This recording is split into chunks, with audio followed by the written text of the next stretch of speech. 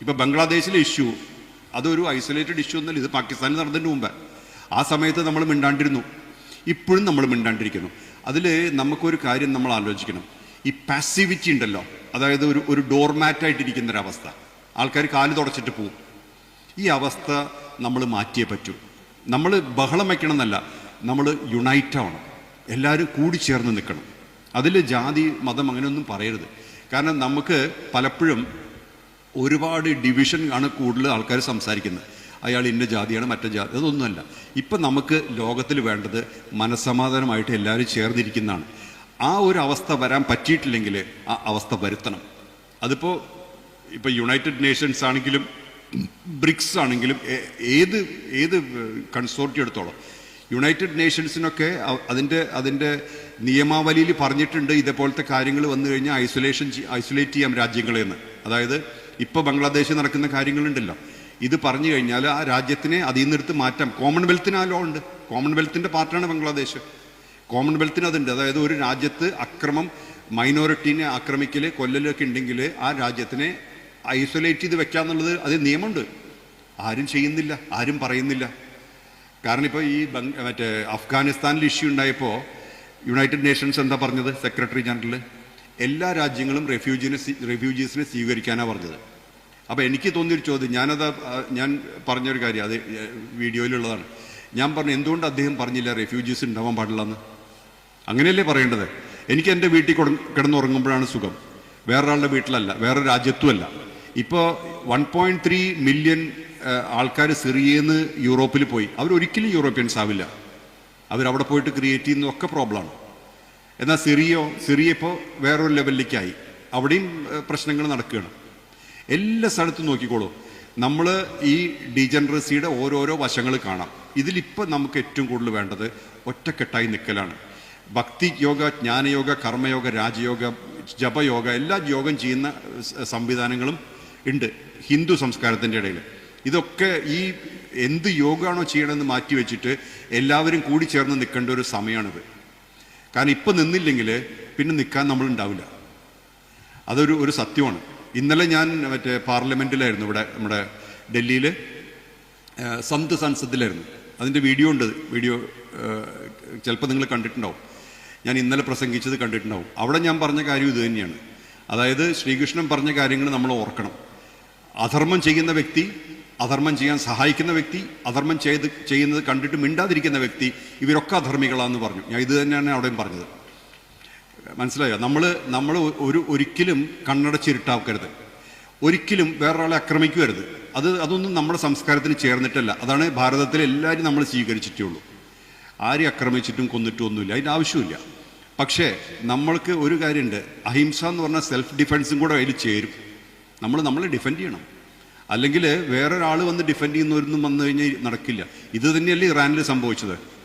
അന്ന് അവിടുത്തെ ഫാഴ്സികൾ അവർ പറഞ്ഞു, നമ്മുടെ ഈ തീ നാളം അവിടെ ഉള്ളിടത്തോളം ആർക്കും തൊടാൻ പറ്റില്ല എന്ന്. തൊട് മാത്രമല്ല, അവരെ തോണ്ടി പുറത്തേക്കാക്കി. അവിടെ ആരും ഇല്ലപ്പോൾ. ഇത് നമ്മളെപ്പോഴും മനസ്സിലാക്കണം. നമ്മൾ പലപ്പോഴും ഒരു ഫൂൾസ് പാരഡൈസിൽ ഇരുന്നിട്ടാണ് കാണുന്നത് പലതും, ഒരു വിഡ്ഢികളുടെ സ്വർഗത്തിൽ. അത് ഒരിക്കലും നന്നല്ല. മാത്രമല്ല, നമ്മൾ ഒരാളോട് എഗൻസ്റ്റ് ആവേണ്ട കാര്യമില്ല. നമുക്ക് അങ്ങനെ ഒരു ഫ്രീക്വൻസി ആവശ്യമില്ല. കാരണം ഒരു വ്യക്തിയുടെ എഗൻസ്റ്റ് പറഞ്ഞാൽ നമ്മുടെ മനസ്സ് കണ്ടാമിനേറ്റഡ് ആവും, അതിൻ്റെ ഒന്നും ആവശ്യമില്ല. പക്ഷേ നമ്മുടെ സംസ്കാരത്തിനെയും നമ്മുടെ പൈതൃകത്തിനെയും ചേർത്ത് പിടിക്കണം, ഒന്നിച്ച് നിൽക്കണം. ഇതിലെല്ലാവരും ഒന്ന് തന്നെയാണ്. സന്യാസിമാരല്ലാത്തവരും, സ്പിരിച്വൽ ആൾക്കാരും, മതനേതാക്കളും എല്ലാവരും ഒന്ന് തന്നെയാണ്.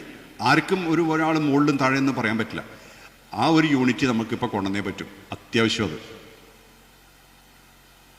Thank you. വേറൊരു കാര്യം കൂടെ ഞാൻ പറയാം. ഞാൻ ഈ ബംഗ്ലാദേശിൻ്റെ ഈ കാര്യത്തിൽ നമ്മൾ ബംഗ്ലാദേശ് സ്റ്റോപ്പ് ഹെയ്റ്റ് എന്ന് പറഞ്ഞൊരു മൂവ്മെൻറ്റിൽ ഞാൻ ഭാഗമാണ്. 27 ഡിസംബറിൽ ഹേഗ് ഉണ്ടല്ലോ, വേൾഡ് കോർട്ടിലെ കോടതി ലോക കോടതി ഹേഗിൽ, നെതർലാൻഡ്സിൽ, അതിൻ്റെ മുന്നിൽ അവിടെ ഒരു ഓം മാർച്ച് നടത്തുന്നുണ്ട്. ഓം എന്ന് മാത്രം ഒരു മുദ്രാവാക്യമില്ല. ഈ പ്ലക്കാർഡ് പിടിക്കും, ബംഗ്ലാദേശ് സ്റ്റോപ്പ് ഹെയ്റ്റ്, എന്നിട്ട് ഓം എന്ന് മാത്രം പറഞ്ഞിട്ട് ഒരു നടത്തും. അത് ഹേഗിൽ മാത്രമല്ല, പാരീസിൽ ചെയ്യാൻ ഉദ്ദേശിക്കുന്നു, ലണ്ടനിൽ ചെയ്യാൻ ഉദ്ദേശിക്കുന്നു, ന്യൂയോർക്കിലും ചെയ്യാൻ ഉദ്ദേശിക്കുന്നു. അതെല്ലാവരും ചേർന്നിട്ട്, നമ്മൾ മാത്രമല്ല, പരമഹംസ വിശ്വാനന്ദനുണ്ട്. ഞാൻ ഇപ്പം മിനിഞ്ഞാന്നും കൂടെ സംസാരിച്ചു അദ്ദേഹത്തിനോട്. പിന്നെ നമ്മുടെ സ്കന്ദവേൽ വെയിൽസിൽ 300 ഏക്കർ ആശ്രമമുണ്ട്. അവിടുത്തെ സ്വാമിമാർ ഒരുപാട് പേര് ഇതിൽ പങ്കെടുക്കുന്നുണ്ട്. അതെന്താ കാരണം എന്ന് വെച്ച് കഴിഞ്ഞാൽ നമ്മൾ ബഹളം വെച്ചിട്ടല്ല, പല സമയത്തും നമ്മൾ കൂടി ചേർന്ന് നിൽക്കുമ്പോഴാണ് ശക്തി. അത് സൈലൻസിനും ശക്തിയുണ്ട്. വർത്തമാനം പറയണ്ടെങ്കിൽ പറയരുത്, അത് നമുക്ക് പറയേണ്ട സമയത്തേ പറയണ്ടു. പക്ഷെ കൂടി ചേർന്ന് നിൽക്കണം, എല്ലാവരും ഒത്തൊരുക്കിയ സമയമാണത്. ആ ഒരു ചേഞ്ചും ആ ഒരു യൂണിറ്റിയും ഇപ്പം കണ്ടേ പറ്റും. അപ്പോൾ ഈ ബംഗ്ലാദേശിൻ്റെ ഇഷ്യൂ, അപ്പോൾ അവരോട് സംസാരിച്ചപ്പോൾ അവർ ചോദിച്ചൊരു ചോദ്യമാണ്.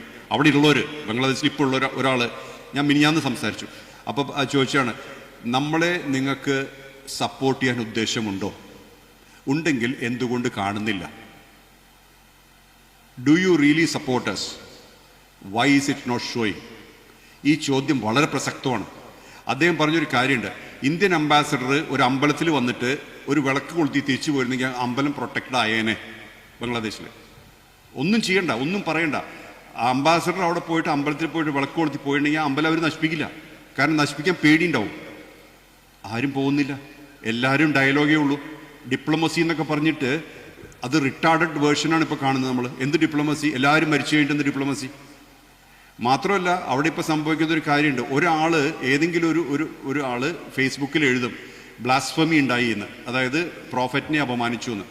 അവിടെ ആൾക്കാർ വന്ന് ആ വില്ലേജ് മുഴുവൻ നശിപ്പിക്കുക, സ്ത്രീകളെ റേപ്പ് ചെയ്യുക, കൊല്ലുക, ആ വില്ലേജ് മുഴുവൻ എല്ലാവരും തല്ലി കൊല്ലുക, ആ വില്ലേജ് പിടിച്ചെടുക്കുക. ഇതാണ് ഇപ്പോൾ നടക്കണേ. 7000 പേര് കഴിഞ്ഞ ഒരാഴ്ചക്കകത്ത് മരിച്ചു. 7000 പീപ്പിൾ. നമ്മളിവിടുന്ന് എന്തെങ്കിലുമൊക്കെ ചെയ്തുകൊണ്ടിരിക്കുന്നു. നമ്മുടെ ലോകത്ത് പലതും ചെയ്തുകൊണ്ടിരിക്കുന്നു. ഇതേപോലെ ഞാൻ സപ്പോർട്ട് കൊടുക്കുന്നുണ്ട് എന്നെ കൊണ്ട് പറ്റുന്ന പോലെ. എന്തായാലും വളരെ സന്തോഷം. എല്ലാവരെയും അമ്മ അനുഗ്രഹിക്കട്ടെ. പിന്നെ അടികൾ, വളരെ സന്തോഷം എന്നെ ഇവിടെ വിളിച്ചതിൽ, ഇവിടെ സംസാരിക്കാൻ പറ്റിയതിൽ, എല്ലാവരെയും കണ്ടതിൽ. നിങ്ങൾക്ക് എല്ലാവർക്കും ആയുരാരോഗ്യ സൗഖ്യങ്ങൾ ആശംസിക്കുന്നു. വളരെ സന്തോഷം.